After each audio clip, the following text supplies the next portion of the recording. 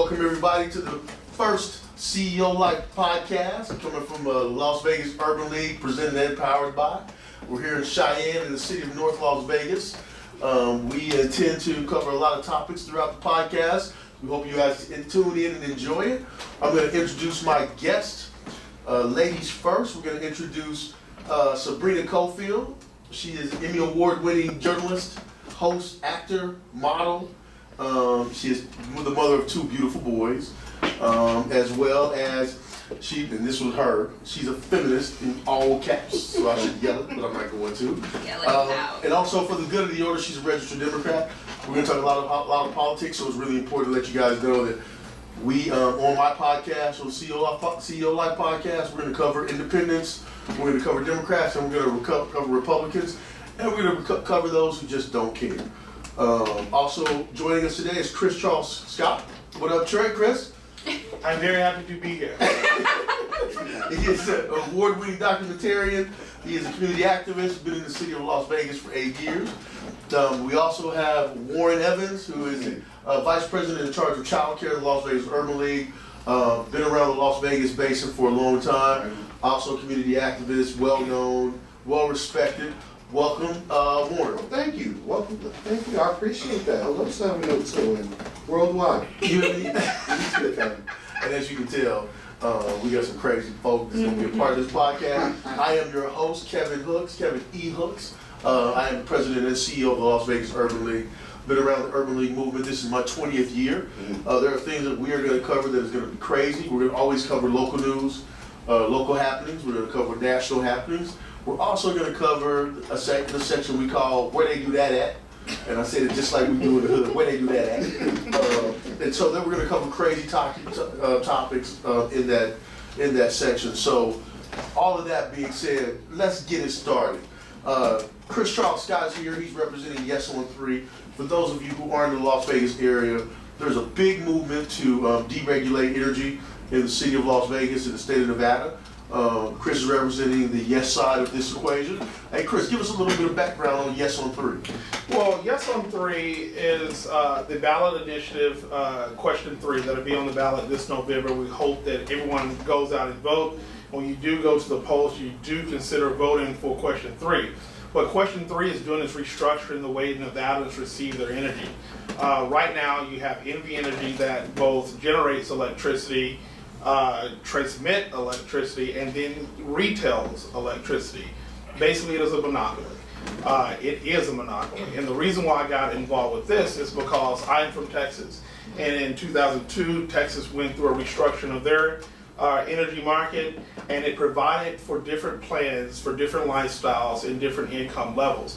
And so what you got when the Texas monopoly was basically torn apart, you have companies who are now able to provide different plans and different services to Texas energy consumers. And we are wanting to do that to give Nevadans choice of who they buy their energy from and the types of plans that they want to purchase. Okay, sounds good to me. So some of your opponents, what do you think? What are your opponents saying to prevent this? Yes. Well, the opponents, basically this is NV Energy and Warren Buffett, and Warren Buffett has gone on record as saying that you don't buy an energy company to become rich, you buy an energy company to stay rich. And what NV Energy and their monopoly, they get to control the rates that you pay. They control everything about your energy. You have no choice. Warren Buffett is like the Jesus of business. Black folks pay money to try to get in the room with Warren Buffett. I know, and they talk about him all the time. They pay plenty of money, right? And the consumers of Nevada. How can Jesus be wrong? Well, the Nevadans are paying plenty of money for Warren Buffett to heat and cool their rooms, and so. What we need here is for Nevadans to have a choice, to have a say in their energy choices. It also opens up people who want to put solar panels on their roofs. Right now, that's restricted. Right now, that's heavily regulated by NV Energy. And so what question 3 does, it gives you a choice of whether to go to a different company to get your energy, go to renewables or solar panels on your household. It just opens up choice for the consumer. And when there's competition and when there's choice, the consumer always wins in that situation. So what kind of folk coming in to be competition is going to add to the list of options? We don't know. We got to deregulate first, is what you're saying? Yeah, so we have to restructure first. If this passes, the Nevada legislature then has to create the system in which this new system will be. And Nevadans, you will have a choice because your legislators are putting this plan together. So that actually puts you in a pivotal position to influence the legislature regarding how this system is going to be in Nevada. So when we are going up to Carson City, when your state legislators are meeting down here, you do have a choice to say in how we're going to restructure this thing. Come on, Ms. Cofield, help us out. What do you think about this? You got 2 boys. I know they be running out of the house with the lights on, think the air conditioning on in the middle of summer. Like, Well, my what do question you would be, think? what do you say to those who would say that it's only going to cause prices to increase, right? Because California had that happen. Well, comparing what happened in California with Enron to what's happening, what we're trying to do in Nevada is like, good Lord, did he say Enron?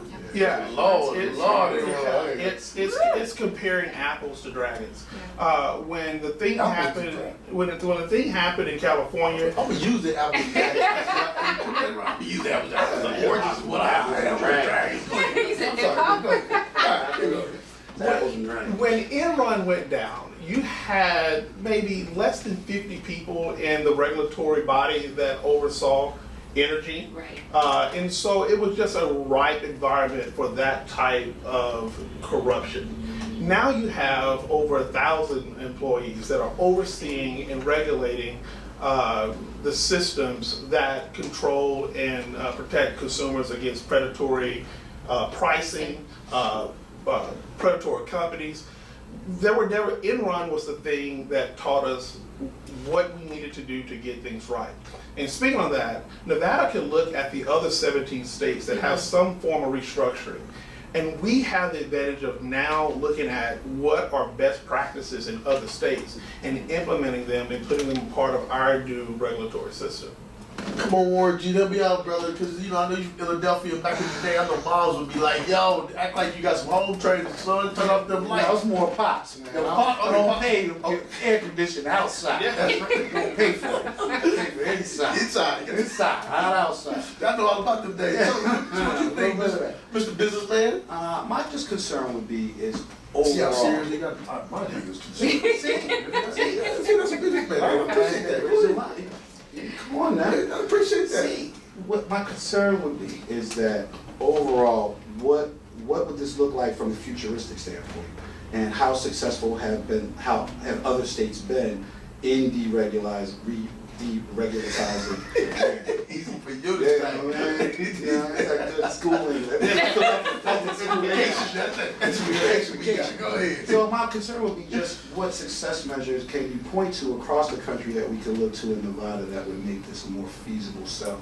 So when you look at the states that are restructured or deregulated, across the board, on average, the consumers' energy bills have gone down 14%. Those states who are still using a monopoly-run system, their energy rates have gone up 5%.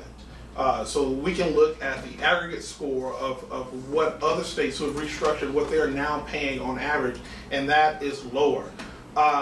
As to the successes and what... And that's not even with the solar model in place. That's not with the solar model in place. And so that's just pure energy bills. So if you look at those states and you see the success that those states are having, you can trust the pattern, right? And if we bring in choice and competition here, you can reasonably trust the pattern that the rates will go down here for us as well. You look at Texas when they deregulated in 2002, you had one monopoly, TXU, and they ran the state. And I'm from Texas. I'm from a rural part of Texas, a little town called New Chapel Hill.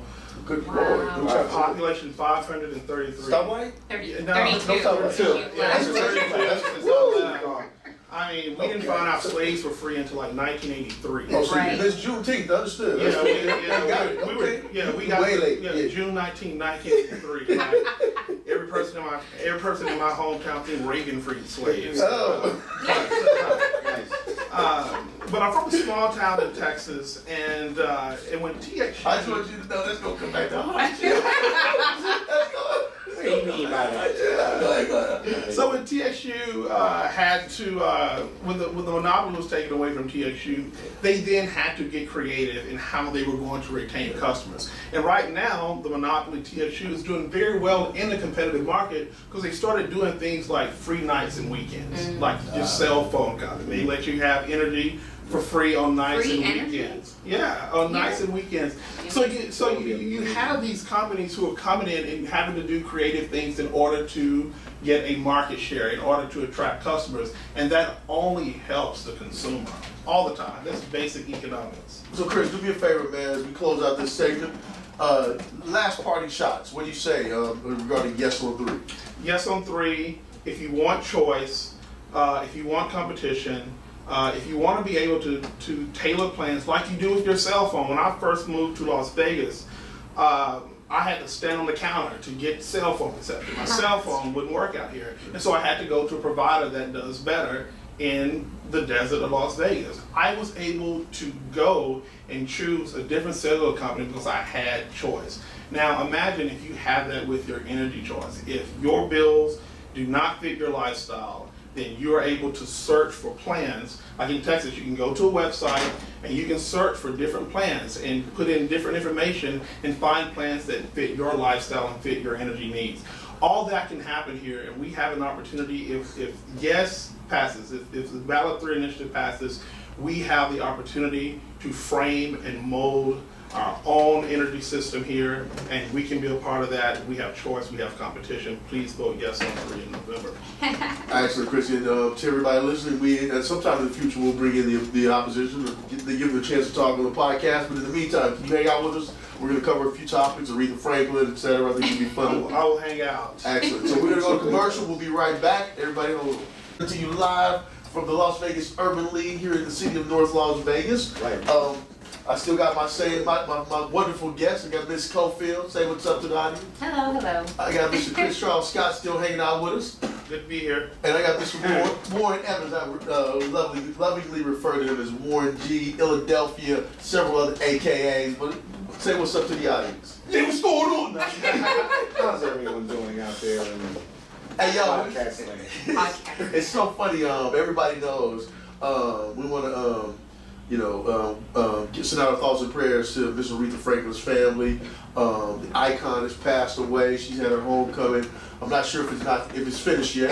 Last I checked, they were on the 93rd pass to give her the waters. They're gonna have to serve breakfast for rehab. So all I know is when I saw people bringing in snacks, I knew it was going to be a long service. But before we get into the depths of it and all the things that Miss Franklin did, let me just share a couple of things with you. Number one, I am so tired of our Negroes passing away without a will. I read that Miss Aretha Franklin did not have a will. What? Is that true? Like, I'm hopeful that. No, that's true. But she had written out how she wanted her funeral to go and her outfit changes and all of that. Well, That Got she had. that part. That she had. I will not deny. We keep our priorities straight. Yeah. Listen, I guarantee you, I already tell you, everybody who knows me knows when I die, I want it to go. Right. So, but I got a will. I'm 47. I got a will. Right. So, what's the story about Prince died without a will?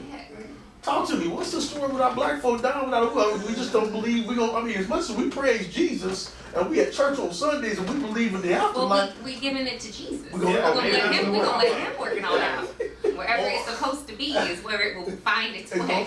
Or in Aretha, since the state of Michigan is going to have to work it out. I think the Michigan laws state that they have to now divide the state evenly among the offspring. Absolutely. Maybe she didn't want the That's responsibility what it is. of. I think that's. Let someone else take care Yep, of that. yep. Yeah. That's Can you imagine? But she was really, really tight with her money. So I think it was a direct statement. But at the same time, I remember when my father transitioned, and I remember going home and going through some nightstands, and I remember there was an envelope and it said important papers. I was like, aha! Right. Here lies the secret to where everything is. And I opened up the envelope ever so slowly that said important papers, and they were like takeout food. That's serious. Chinese And I exotic. knew that he enjoyed the number 6 special because it was circle.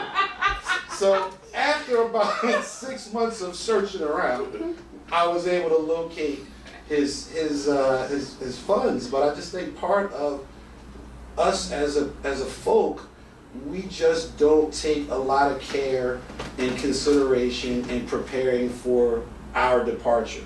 It's one of those things we're so superstitious. I don't want to talk about that. I don't want to talk It's about going to it. make me die. Yeah. No, what it does is it prepares your offspring for when Uncle Jack shows up Right. demanding something that, no, you're not part of this process. I mean, Yeah, we like to lovingly refer to it as dying with dignity. Right. Let me tell you this. So my mother and father passed away several years ago.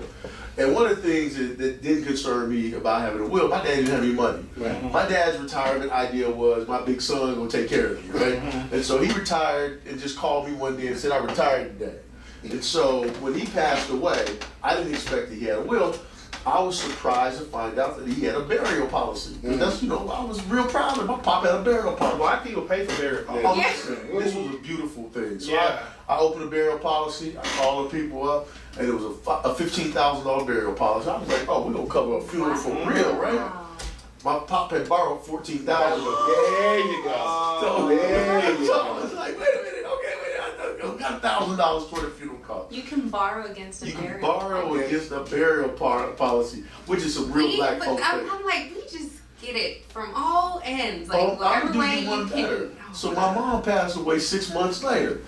And now I don't hold out a whole lot of hope, right? My pop got a burial policy, he didn't have a job. My mom never worked. So she had a burial policy too that he had put together and took out for her $5,000. Why my daddy borrowed $4,500? 500. Going. 500. So, Oh my hey, God. Y'all were able to get one limo. listen, A sedan. listen, we covered the Damn. chicken at the repast, Dig you it, know what I dig mean? it, dig So it. I was like, wow, welcome to, this is the way we do it. So I'm not surprised that Aretha don't have a will, but she got to stay worth $80 million. I think that was more of a deliberate action. That was gonna be my question. Do you think it was Yeah. purposeful? I don't know, man. Listen, I had a good She was fortune. sick. So surely No, in I had her the good being fortune sick, of people meeting told her, her, yeah. people told her, I had Aretha, the you need good to get fortune this of in order. meeting her once, and let me tell you, we had lunch, and during this lunch, listen, one thing was very clear. Aretha Franklin ran Aretha Franklin's ship. So there are people in her ear telling her X, Y, and Z, blah, blah, blah. But when it came to money, she was very clear about her money, which is why it's so surprising. Exactly. That's why I think it's deliberate. Yeah. You guys work it out. Yeah. I'm going to glory. I had gone home to glory, and you go ahead and work it Well, out. like, 0% of the time. It's so like people Zero. who go into marriages going, oh no, we love each other, we don't need a prenup. Yes, Lord. It all That is true. never works That is out. true. I think, you know what, also I think that Get them papers. the more of us who attain success at a level where we have generational wealth, where we have money we can distribute to our kids, the more likely it'll be that we start to really take this whole will thing seriously. But still, so Ms. Frank, let's get into this funeral a little bit. Anybody get a chance to watch the funeral? Anything stand out more than Yeah, that? I woke up and the funeral was on. You went to sleep. Then I ran errands like all day and came back, and the pastor hadn't gotten up to give the eulogy. But And I'm glad that I got back right when he started that eulogy. Because that eulogy, yo, that was insane. There's a lot of controversy about it. What do you think? Yeah. The family was not happy. no. Well, yeah, I mean, but the thing, maybe they were just cranky towards the end. Yeah, They were hungry. They were angry. Like, oh, they want We're the still food. here. I mean, I look at it like, the funny thing is that I just hate it when people take opportunities at those sorts of things to pontificate. There were several people that should not have been on the bill, for lack of better words, of from a pontification standpoint to an entertainment standpoint. And I think in an opportunity or trying to show homage, it was a little too much that was done. I remember I was watching it similar to you, and I said, oh, let me just drop on my record, and I'll come back. And I came back, and like my DVR was like from 43% to like 18%. I'm like, wait a minute, what did I record? Is something on? And it was just that. It got to a point where it was almost, I don't want to say laughable, because that's disrespectful, but I think that it could have been more tasteful. Yo, it remind me of Gary Owen. See his old joke about the black church. Right, The first time he went to right. the black church, he was so excited to go. He married a black woman. This white comedian, Gary Owen, marries a black woman. He goes to a black church for the first time. He gets there at 9:30 in the morning. Right. And he said by 2 o'clock, he starved and thought he wanted to, miss the game. He goes, wait a minute, this is a step show.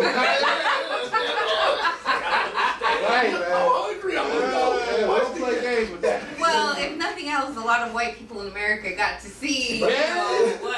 And BET, What went on? shout out to BET, because y'all make sure y'all catch everything since the Luther Vandross thing. Remember when Luther went, they didn't even respond. Luther who? Right. So ever since Hey, the listen, Luther I'll tell you Vandross this. rule, You know who stood out to me was Michael Eric Dyson. I mean, you also always know Michael Eric Dyson was going to come with it, right? Right. So when he came with it, he did his piece. It seemed like everybody woke up. Like they had been like, we 19 hours into this into this service. Michael shows up, now everybody's like back in the game again. Right. Yeah, he was second win. He got his second win. Second win for me. I ain't gonna lie.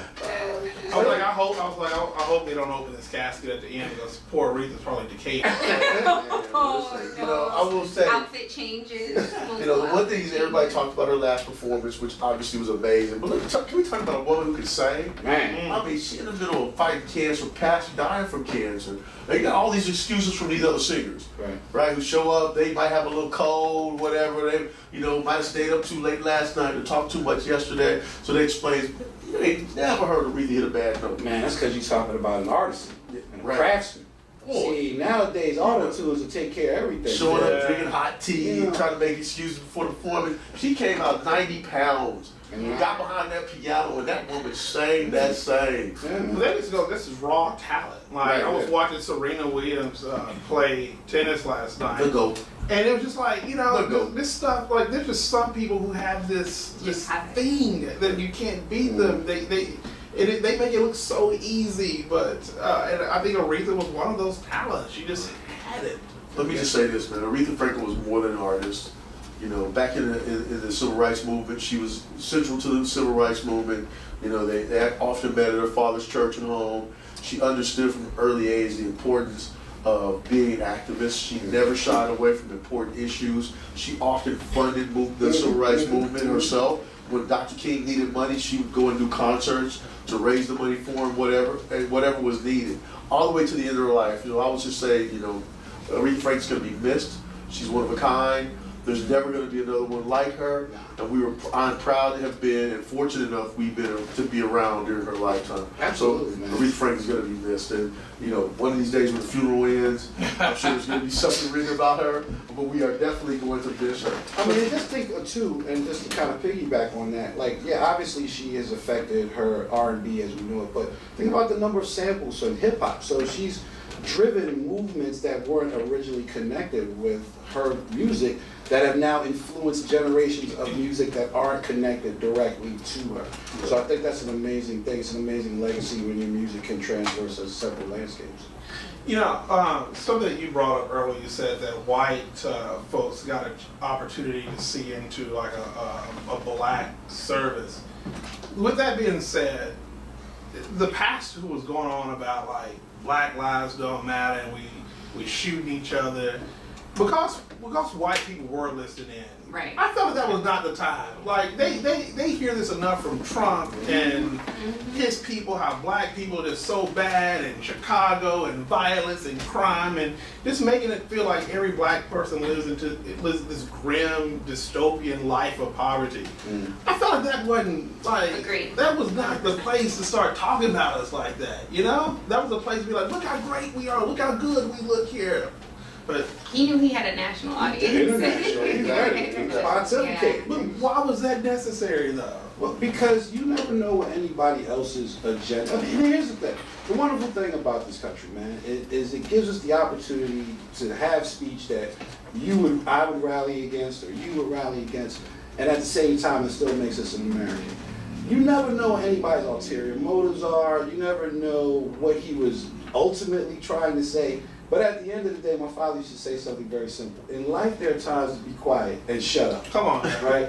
That was one of them. Come on. You know, so again, it was brought away from who this person was, this advocate for justice, this voice. And I saw how he tried to tie it in, just didn't work. Didn't work. Didn't work. Did not work. Because those might be things that he feels very strongly about. Right. So he felt like this It was an was the time. opportunity for him to really And- speak on it, but it just. And he thought wrong, but that's okay. But we, all right, well, listen, we're gonna move on. Let me just say this: Aretha Franklin, greatest singer of a generation, if not all time. She's gonna be missed. We're gonna go to commercial. We'll be right back. CEOlife, we doing our big thing here in Las Vegas Urban League here on North Cheyenne in the city of North Las Vegas. Really excited to be here. We have our guest still with us. We have Miss Cofield. Hello. And we have Mr. Chris Charles Scott. Hello. And we have Warren Evans. What's happening? So we've covered a lot of topics today. We're going to continue with, I don't know if you guys had a chance to see, John McCain passed away last week. And his funeral. Patriot. His funeral, I think, was 45 minutes. It wasn't, I think it was. I mean- 47. You know, white folk. 48, 42, actually. So, you know, John McCain was an icon. Wait a minute, hold up. So black folk call it a repass. What do white folk call it? Goodbye. I think they put it. Brunch. Right. They have a It's repass. a brunch after. I don't think they call I it a don't think they repass. call it the repass. I don't It's a think- gathering. And so. A gathering? It's a good question. Why did you put that out Light there? refreshment served after. Yeah, right. Yeah, I'll go with that. Please comment with what it's called. Right, nice. Anybody out there who knows? Let me just say this. So we have a registered Democrat. I'm a registered Republican.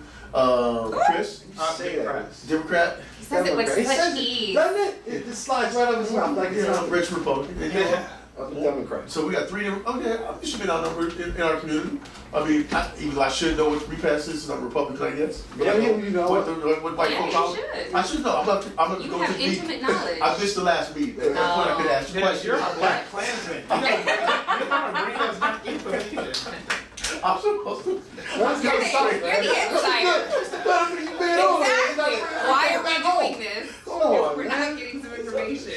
So listen, John McCain, even if I disagree with a few of his policies, one thing I do appreciate is, especially with the strength and affordance and the courage that he showed when he supported the Affordable Care Act, when it was trying to be dismantled.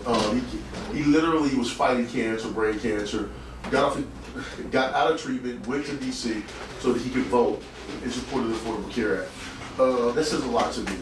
He definitely was the deciding vote, but that wasn't the only time he crossed the aisle. Listen, I know we were talking about how he didn't support the Martin Luther King Jr. holiday and all that, but is there anything about his funeral that stood out before we get into the man himself? His daughter. Oh, talk about it. She just, Yeah. it was one of the most beautiful, I'm gonna say eulogy, I wouldn't say that, but just speeches about a person that, it gave so much insight into who he was, right? That I don't think any of us knew. Just, and that was what she needed to do as his daughter, just talk about what kind of father he was, what he taught her. She killed me. The story about her riding a horse and she got hurt. Took her to get her shoulder fixed, and then made her immediately when they got back home get back on that horse. And what did he tell her? And nothing will break you. I was like, What a message to send your daughter. man. Because let me tell you something. What it would have took for my daddy and my money to get me back on that horse. Let me tell you, I was The first time. The first time. The first time. The very first time we came up with the idea. So Let's maybe get we on should the horse. maybe You know what I mean? we should wear apples to apples. Yeah. My grandmother, and I told you not to fool with this horse. Man. Yeah, listen, let me tell you something. And then when she said that he made clear to her she wouldn't be a summer soldier or a sunshine patriot. She was going to be who she was every single day. I was like, that's what I'm talking That's what about. I'm saying. You got such insight into who he was, regardless of his policies. She really, really talked Spoke to about the man. that person, Yeah. which And it was very no clear. better way to honor. I mean, She made a point to make sure that she showed the difference between her father and and the current administration. yes, she did. Well, I think all of his services were a referendum on Trump. Then while you were watching the funeral services, for this weekend at least, didn't you feel like we were back to normal where like American customs and norms and us suspending partisanship to honor good people. Like, it felt normal for at least a weekend. And I think John McCain carefully orchestrated that with inviting Barack Obama and George W. Bush to speak. Like, this was just, it was a referendum on the current state of politics. And for one weekend, it just felt that we were all back normal. It was weird to see Larry Fitzgerald speak. The former cardinal. Nailed his eulogy. Nailed it. And you know what the basic part about it was? John McCain was quoted once as saying, "I can do Maverick, I can't do Messiah." We have a president who honestly believes that he's Messiah. He honestly believes that the world literally would not be the same if he's no longer the president. He came to the White House with a cape on, and he's saving our lives. Do you think that his trepidation or his hesitation to speak highly of John McCain was, I don't know, do you think in the back of his mind he knew he would never get that sort of adulation? I think it's John McCain saw him For who he was. for who he was. I mean, the one thing about McCain. McCain was a prisoner for 5 years. The president dodged the draft, 5 times? 6. He literally dodged the draft, and they had the nerve to say that he preferred a hero that wasn't captured. John McCain could have been free after the first year just because of who his father was, and he said, "I'm not leaving unless everybody else leaves."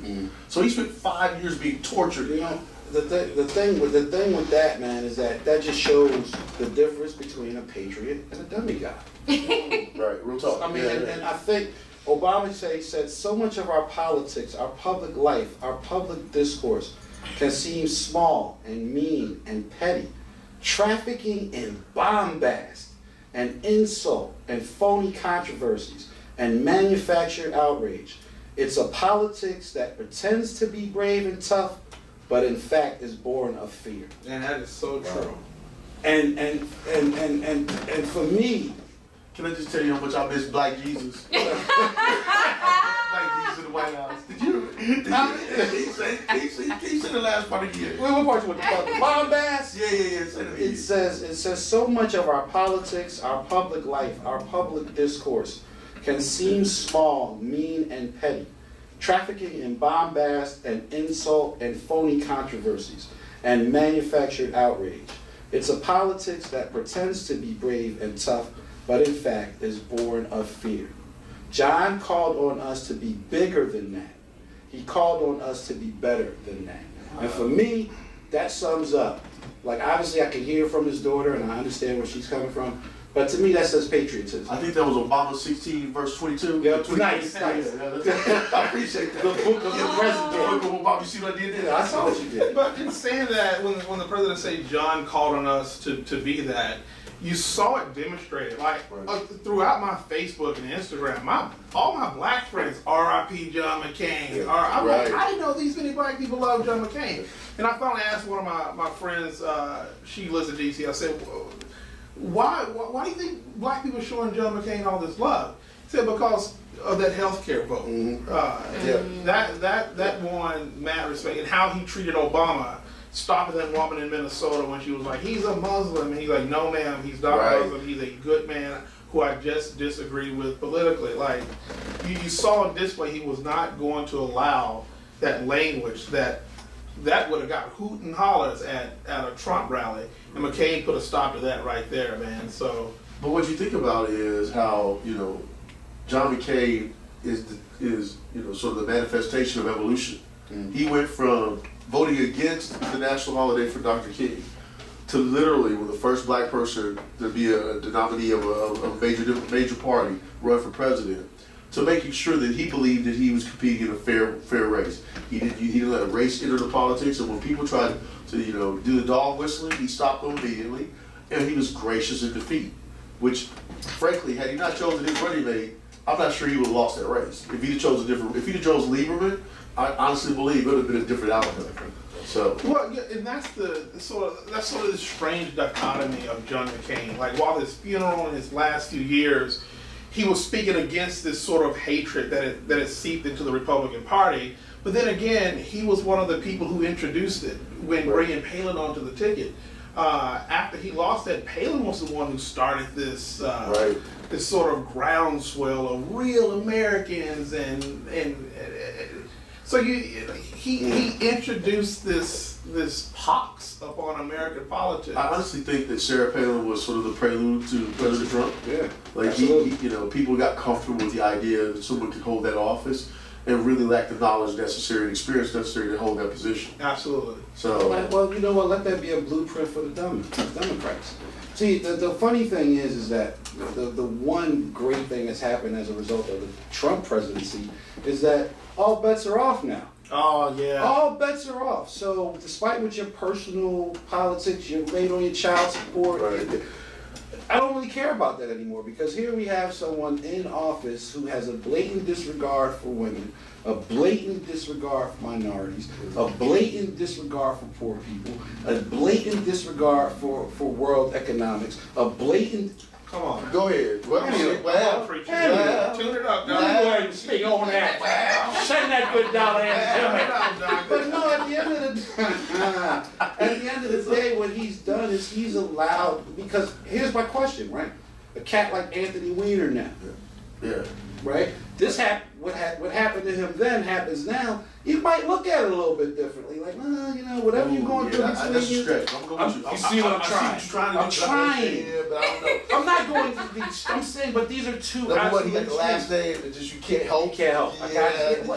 Couple of what he was doing. Yeah. And, it's the same way someone in Massachusetts. Let's not get too far off topic. Well, to speak to what you're saying, I was afraid that all bets are off mentality would last forever now. Like, so do we get into the mud and stay in the mud? No. But again, the John McCain funeral reminded me that that is still in us. Like that goodness, that evolution, man. It's still in us, and we're gonna get through this time. Yeah. I feel a blue wave coming.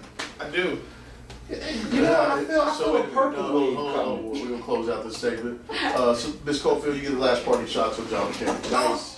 I get Did you say the barbecue? You said John McCain is coming to the barbecue. Before we do that, let's make sure that we acknowledge that one thing about John McCain that I think will stand out for generations is not only what he did as a patriot and as a veteran and a war hero, what he did as a member of the Senate, but he left a legacy with Megan that is very clear about the kind of person he was, because your children tell the whole story about who you are. Absolutely. So you close us out with John McCain. You say what?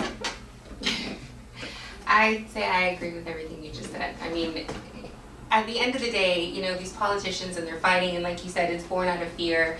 These are human beings with families, with kids, with husbands and wives, and sometimes that's the measure of a man, is the legacy you leave behind. Ashley, everybody stay tuned. We're going to go to commercial. We'll be right back. We're going to talk about our new segment, where they do that at. We're going to mention Omarosa and a few other people, so stay tuned.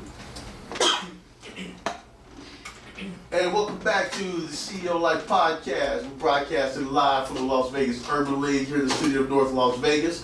Still got my squad with me. I got Miss Cofield. Hello. I got Mr. Scott. Hello. And I got Mr. Evans. Hey, North Las Vegas is lovely this time of year. It's a cool 90 degrees. Lovely. Very nice. Lovely this time. Very Lovely. I heard it's 4 degrees lower in Las Vegas. Wait a minute. So in the new segment, where they do that at? First of all, let's talk about I don't know if you guys heard about Nike signing Colin Kaepernick as the face of the 30th anniversary of the Just Do It campaign. There's been a whole lot of, People are burning their Nike socks. A whole lot of white folk, in particular down in the flyover states, burning Nikes, cutting the Nike off the socks, whole lot. Airtel's 300. What do you think about it? What you think about that, Mr. Evans? You know what? Like I said, Nike already has its dollar. So the things that you're cutting up, you've already paid for. And additionally, Nike has done its research. There you go. To understand that the dollar that it'll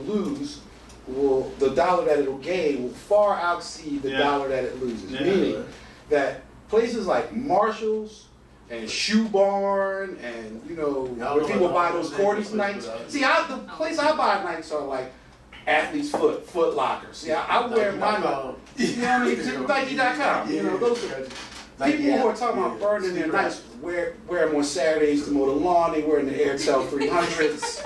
You know, So they don't really understand, our culture. the value. Because of, Nike is speaking to the hip hop culture. And us in our 40s and younger people identify with Nike and identify what Kaepernick is doing. So for them to say just do it sets it back to the Kaepernick's gotta be like, you know, killing it. like holding his, you know, I got a woman president. But you know, he gotta be looking at the NFL going, Yeah. yo, you know what, he got a middle finger in the air like Pac used to do, both of them, guns blazing, because you know, this has gotta be the biggest coup.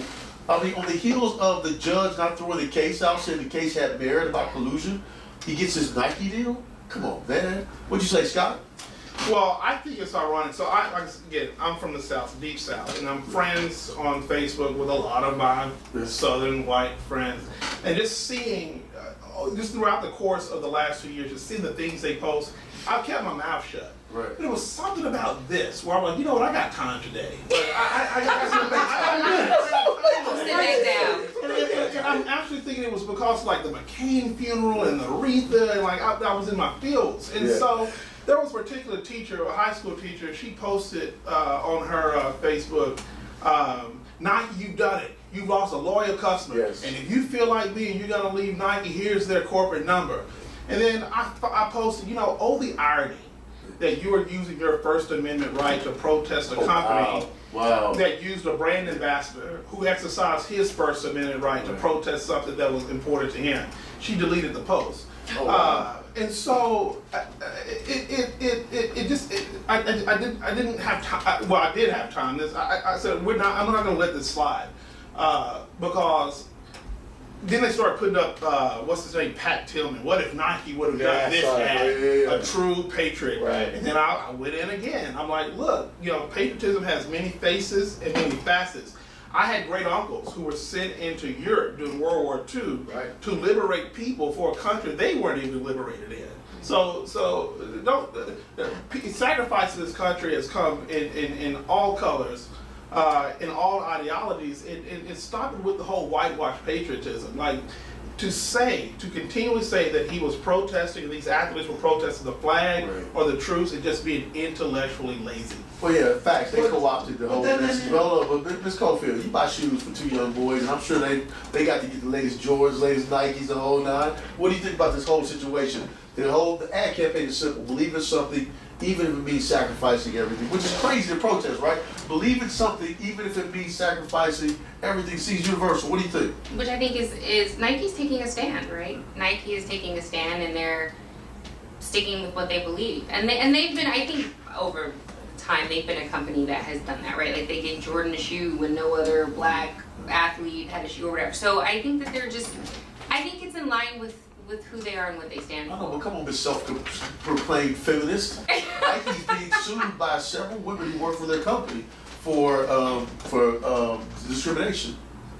Yeah, I mean, yes, true, but when you talk about like that. I know, right? It's okay. Hey, listen, man, the CEO like, cool. Right? You want to get to the She was right in the good with it too. No, here's what I'm gonna say. If I boycotted every company that discriminated against women, I wouldn't. Now we get the real Speak on it. I would be sitting here with sticky breath because I couldn't buy toothpaste. I mean, come on. I don't want to be a problem with all that, but keep going. I'm just saying, like, you know, every company, for generations and generations, women and African Americans and Hispanics and minorities have been discriminated against. So if we're gonna take that stand, then that's a long road. Matter of fact, you know what we should do? Why don't you just start wearing FUBU all the time? You should just go back to rocking FUBU. For us, by us. Hey, you know what? The Ruth Bader Ginsburg is always. I think we should do a whole podcast. Bring in a couple of your feminist friends. Yeah. I can bring in a couple of my Your what? my crazy misogynist brothers, and we can have a real debate about equality among. Don't lose that one every time. Listen, we'll take the L in the beginning and just spend the next hour getting beat. That's what's gonna happen. So listen, so Kaepernick just posted, don't ask if your dreams are crazy, ask if they're crazy enough. Wow. Profound. You know, I think it's his story is so interesting because I don't know that he expected all this. I don't know that he, you know what I mean? Like when he kneeled, do you think that he knew he was sacrificing everything? In the very beginning, he was confident, or at least aware that it might cost him his career, which to me says a lot. I don't know that he thought that it would get to the point that he's gotten to, but I respect this. I listen to a lot of sports reporters talk about this sports talk show guy. There's a black sports talk show guy, Jason Whitlock. For those of you who don't know, I grew up in Tulsa, Oklahoma, lived in Kansas City. He was a sports writer for the Kansas City Star. And, you know, I've always respected him, even though he tends to be very conservative. And he definitely he's not a big fan of the Colin Kaepernick protest because he believes the NFL has made more black millionaires than any other entity in the United States. And he thinks, you know, basically. But true. Why The does that have to NFL be? has also said you are replaceable. Right. Like, please understand. Yeah, I mean, You one, are because so you easily offer me an replaceable. opportunity doesn't make me indebted to Come you. on, yeah. They're You are not replaceable. synonymous Yeah, terms. yeah. So what I think, You are for not- me, And listen, let's be very clear. We're talking about, 1,600 people in the world that can play that sport, right? So even talking about, listen, the NFL is not doing them a favor. They're playing because these guys are qualified to do it. There are very few out of 7 billion people on planet Earth. You got 1,600 people capable of it. So I get that. Although I disagree with Jason Whitlock, it's really interesting because he definitely he calls them Kaepernicks, all the people who support Colin Kaepernick. And I listen to him all the time, and it's really curious. Like when he came out about Nike, he thinks Nike is doing themselves a disservice. And that Colin is also doing himself a disservice as an activist by basically taking the payout. And I'm like, yeah, you know, people coming over, Dr. King didn't deal with coke when he was around under different circumstances, and that's been explored. But, you know, I think given the circumstances of Nike and this new deal, it seems to me like the one thing I can tell you is Colin's gotta be walking getting around. paid.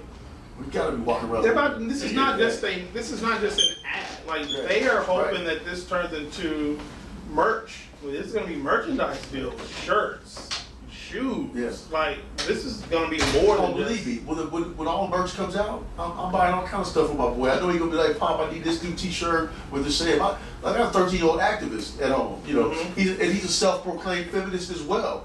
Like walks around. He wanted the Serena T-shirt when she won her last major. He wanted the women's soccer team's last T-shirt when they won. Ruth made it. You know, the RBG. Well, I don't mess it up. RBG came out. He wanted to stay up and watch it. Well, then he's a perfect example of the next generation, right? So when you have these Colin Kaepernicks and you have the films, we're teaching them how to be. We're teaching them what to fight for, how to fight, how to do it. So all of this is just because we have a president who's also teaching the next generation. They're also watching him. Absolutely. And they're watching what he stands for and what he does.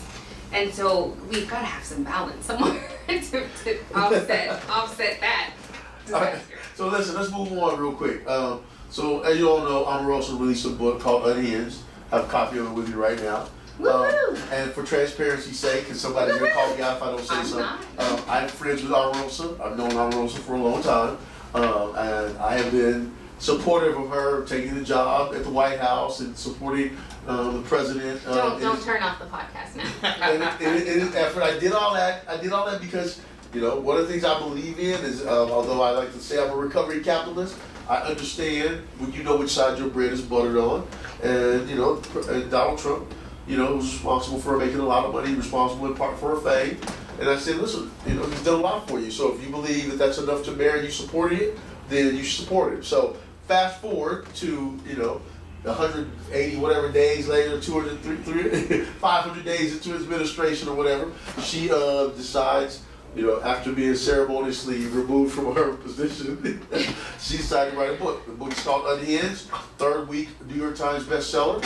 It's doing well. So, simple question: is Omarosa invited to the barbecue now? Oh, you start that one. Speak for your sister. Oh, I know. Yes, she's invited to the barbecue only because I would love to have a conversation with her. Wow, so what would you say? What's the first thing come out your mouth? Yeah, Because you know I call I it don't forward. even I call it. Hey, let's do that. Oh, whatever. It's me, self-proclaimed feminist, Emmy award-winning journalist.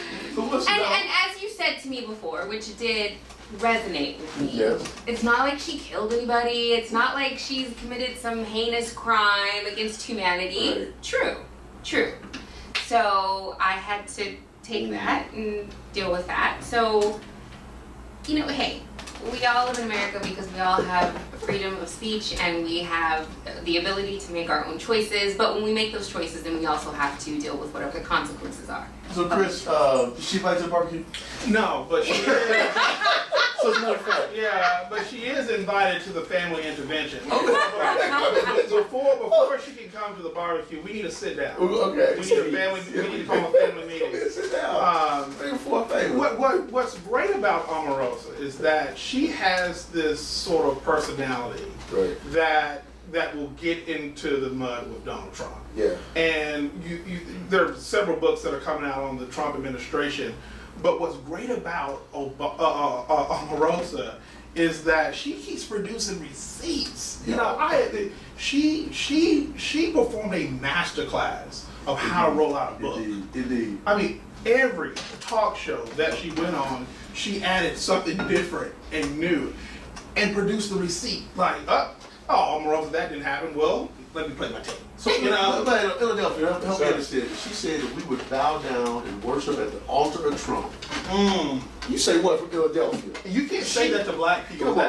She would know because she's been doing it all this time. It wasn't until you got this quit, dismissed. No, she got fired. We'll go with whatever. I've heard a couple different variances.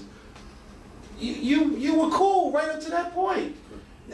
Now all of us. The funny thing is that now that the light is on you, it's not showing us how crazy Trump is. We knew that. I think I knew that a while ago. It shows how crazy she is. That you were a part of this tomfoolery for this amount of time. You knew what was going on, and instead of saying it, you stood complicit. And now you're selling your book for $23.95. She would still be there had she not gotten fired. Exactly. She would still be right in the middle. right up there telling us we should bow down. All of that. She didn't get fired. So this is all the result. We are up against our clock. Okay. So no, Omarosa, don't come to my bar. We're going to have to close this out. I thank my guests, Ms. Cofield, Mr. Scott, Mr. Evans. Please join us next time when where they do that segment is going to be, why do white people not use washcloths? Oh, wow. Come on. Hey, thanks everybody. CEOlife signing out. Peace. Here's what you're mad. He's right. My son just went to surf camp and he came back and he was like, Mom, there are some things I noticed. A lot of people don't brush their teeth and a lot of people don't use washcloths. And he says a lot of people because it was him and one other black boy there. Everybody else didn't use washcloths. He was like, they don't use washcloths. I was like, They don't iron. Like when I used to visit white friends, like, hey, y'all got an iron there? Oh yeah, man, it's somewhere in there. You go to a black person, house is already set up. It's already set up. Starch. Yeah. Steam work, everything. Yeah, man, you got an iron. Yeah, you go. Your black people, yeah. Let me hit mine up real quick. It's just those cultural differences that make us so interesting and so cohesive as a part. It's crazy, man. Yo, good podcast. That was fun. I think